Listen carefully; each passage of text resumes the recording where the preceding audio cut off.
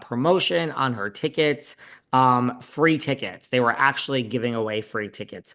Not to high rollers, not to not to high. Listen, a casino gig is a really good gig. It's like there's a reason people play casinos, but they were giving away Teresa's tickets not to high rollers, not to regulars, just anyone that was walking the casino floor that wanted tickets to see Teresa. Doesn't seem like it sold out. I think that their financial situation is worse than we think. She's obviously trying to earn money. And by the way, no shade, just admit it.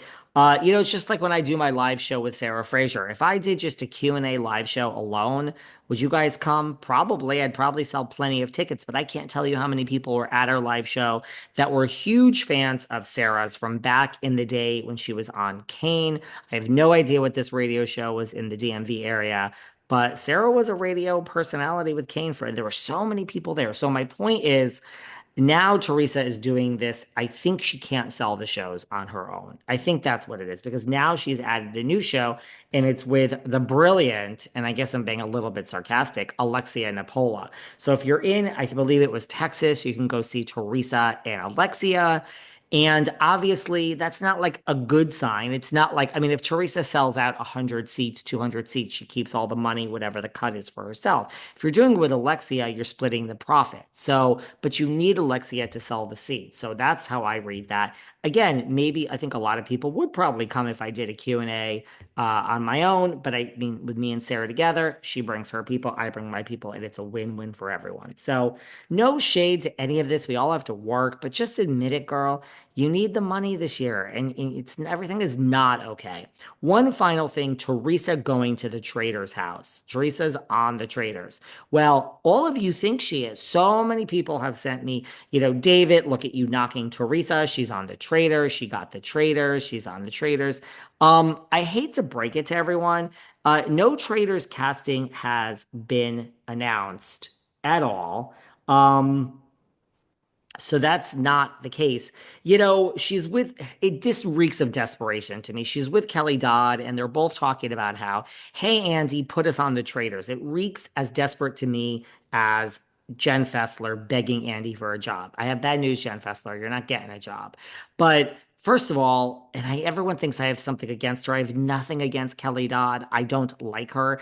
I think she is a liability. Did you see this? She was on Rick's Newsmax. Someone sent me this. Now, like I could sit here and scream that Teresa's a pea brain and she's an animal, but when I'm on a sales call with a new sponsor or like trying to close a deal, I mean, you should see me. I mean, it's like no one wants to hear like it's a business meeting. So she was on this thing with Rick, and I guess she was brought there to talk about Bill Belichick and his 49-year younger girlfriend.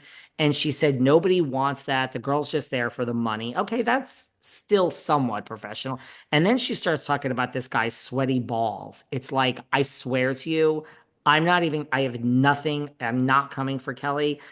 It was one of the most cringeworthy moments I have ever seen on TV. It was like the host didn't know what to say. I feel like Rick didn't even really know what to say. I mean, talking about someone's sweaty balls on an actual news program, I don't think you're going to be asked back. And that's why, like, whether you like her or not, Kelly, I can promise you Kelly will never be back on Bravo, never be back on E, will never be back on NBC.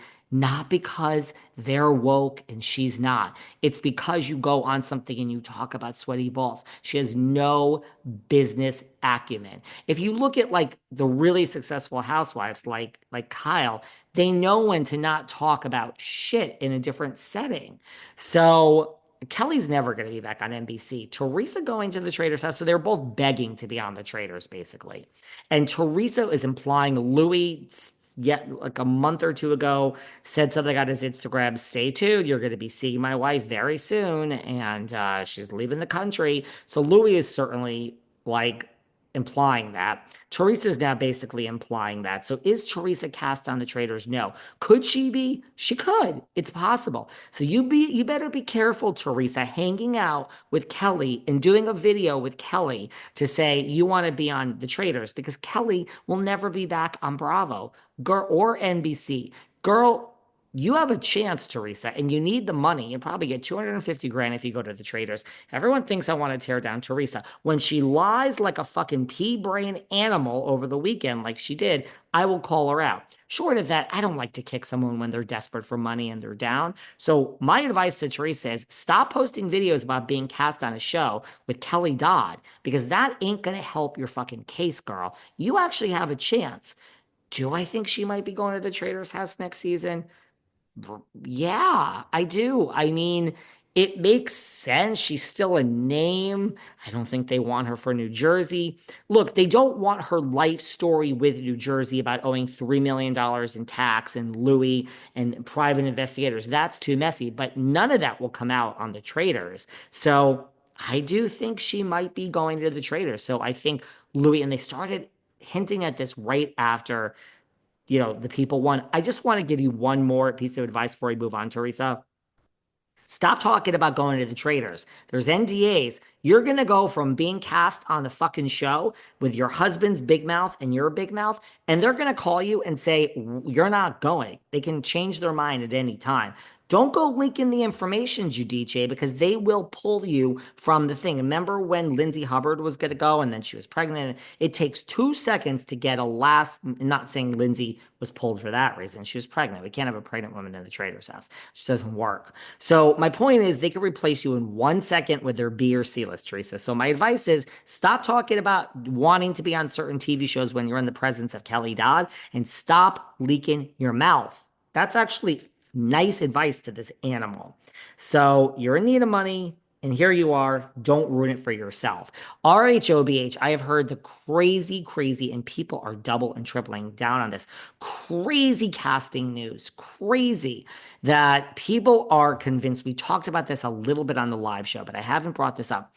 People are saying from reliable sources that it is confirmed that one cast member is being fired, one cast member is being demoted, and a friend of is also being fired. Now, let's break down what that could mean.